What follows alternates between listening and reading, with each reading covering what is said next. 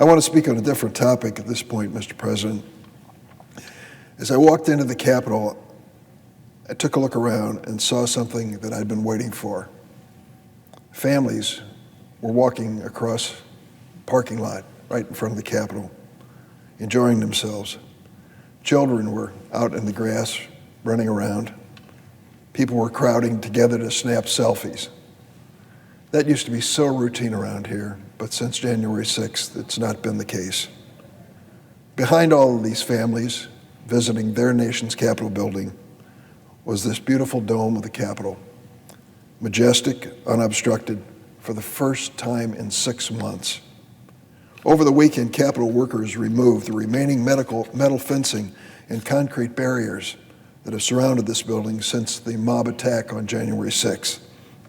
My special thanks to those workers. That security fencing stood as a reminder of what happened on January 6th, when former President Donald Trump summoned an agitated mob to Washington and then sent them on a mission to storm the heart of democracy. Well, Trump is gone, but our democracy is still here. And the smiling faces outside the Capitol this week are a testament to the resilience that many Americans share today. I want to thank President Biden for helping to unite this nation. He brought us together by appealing to our shared values and our shared identity. His steady, non-confrontational approach has been a breath of fresh air after the stifling storm of hateful, divisive tweets of the Trump years. In his leadership, President Biden's leadership has allowed us to reopen this Capitol so every American and every visitor to the People's House can experience this historic value. But even as we celebrate the walls around our Capitol coming down, it's important to recognize that there are still many unanswered questions about January 6th. Our nation suffered a deadly, shameful, infamous security breach on January 6th. You would think that every member of the Senate would be demanding to know what was behind it, what caused it, and to find a way to make certain it never happens again, especially since it left 140 Capitol Police officers and other law enforcement officers injured and 1 dead. Sadly, most Republican lawmakers actively opposed investigating what happened on January 6th. Even worse, some of them are whitewashing the events. Republican lawmakers in the House have called the insurrectionists patriots. Patriots, have you seen the video? Those were patriots marching through these halls with Confederate flags, Trump flags.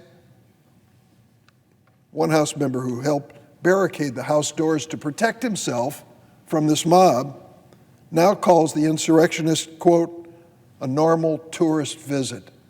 Get out of here. Appallingly, the former president, Donald Trump, last week threatened, now listen to this, he's going to share sensitive personal information about the officers who defended members of Congress from an insurrectionist who attempted to storm the Speaker's lobby. These despicable efforts to rewrite the events of January 6th, to somehow lionize the terrorists who participated in them and denigrate those who defended us, are nothing short of disgusting and a second assault on our democracy. It is a slap in the face of every officer who protected this building from a murderous mob. Our officers deserve answers for what happened that day, and they deserve to know who's responsible for it.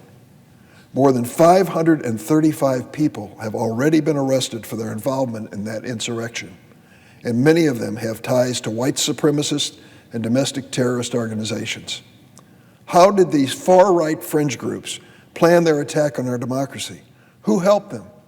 Who funded their effort? Who planted pipe bombs outside the headquarters of both political parties? What contacts, if any, did members of Congress have with these insurrectionists in the days leading up to the attack? We don't have a full accounting. Yet last month, Republican senators filibustered the creation of an independent bipartisan commission to investigate the January 6th insurrection. Senator McConnell pleaded with his caucus to block this commission. Well, congressional Democrats are determined to give the officers who defended this Capitol and the American people the truth about January 6th. We're not going to tolerate whitewashing this attack for political purposes. I strongly support Speaker Pelosi's decision to form a bipartisan select committee to investigate it, and I look forward to its findings. And as the House moved forward with its own investigation, we need to ask ourselves why the Republican Senate leader and all but 6 Republican senators voted to prevent the Senate from doing its part to uncover the truth about this assault on our Capitol. Not only does the Republican leader oppose efforts to investigate what happened on January 6th, he's leading the effort against the funding needed to ensure it doesn't happen again. House and Senate Democrats have put forward good faith proposals to provide emergency funding to deal with the ongoing security issues at the Capitol and give the Capitol Police and the staff here the resources they need to do their job. If this Senate fails to approve that supplemental funding package, the Capitol Police Department may have to start furloughing dozens, maybe hundreds of officers at the end of this month. Let me be clear, no one has paid a heavier price for the insurrection than our Capitol Police Force. They'll carry the trauma of January 6th with them for the rest of their lives. These officers work day and night to keep us safe and to secure the Capitol complex for the American people who visit. The least we can do is to make sure they receive their paychecks. Yesterday, Senator Patrick Leahy of Vermont introduced an updated version of the supplemental funding package for security. It would fully pay our Capitol Police officers' salaries and provide additional funding to secure the Capitol complex. It would also provide much-needed funding to deal with the impacts of the pandemic on the Capitol. Over the last year, both the pandemic and insurrection put a huge financial strain on this institution. Keeping the Capitol and the people who work here in a safe situation is a new environment that will cost money. So far, Republican colleagues have been unwilling to face the reality that we find ourselves in today and to spend the money needed to respond to the real threats we're facing. Their proposal falls short of the needs of the moment. Senator Leahy's proposal will address the multiple security issues facing the Capitol complex. And don't we owe it to the men and women who protect us and our staff and our visitors to support their important work and pass this bill? When a filibuster, Mr. President, prevents the Senate from even investigating an attack on the Senate itself, and another filibuster may be used to threaten paying our police officers who protect us, we have to ask a basic question. Who really benefits from the misuse of a filibuster?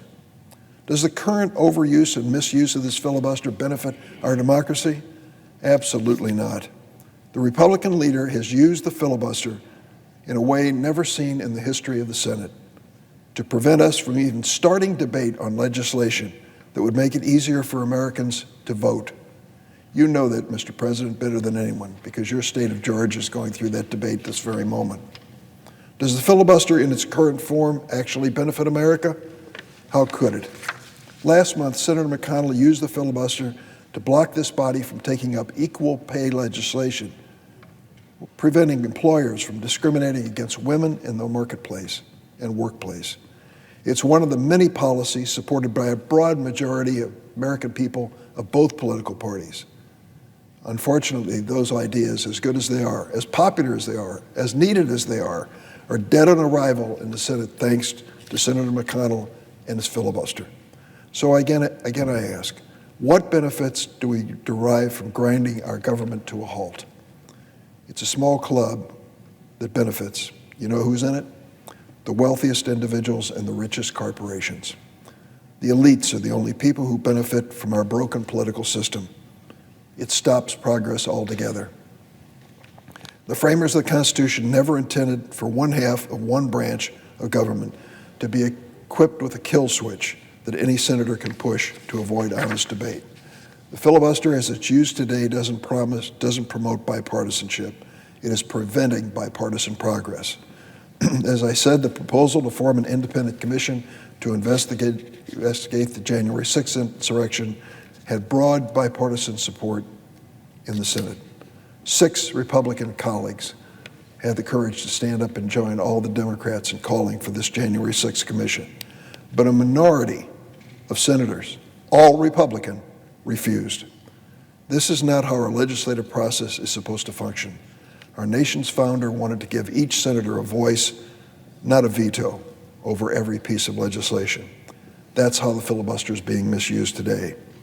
So as we celebrate the reopening of the Capitol grounds, let's take a moment to appreciate the fact that our democracy has survived, but it cannot protect itself from future attack. That responsibility falls on our shoulders. No wasting time on delay tactics. It's time to do the work we were sent to Washington to do. I yield the floor. Suggest the absence of quorum.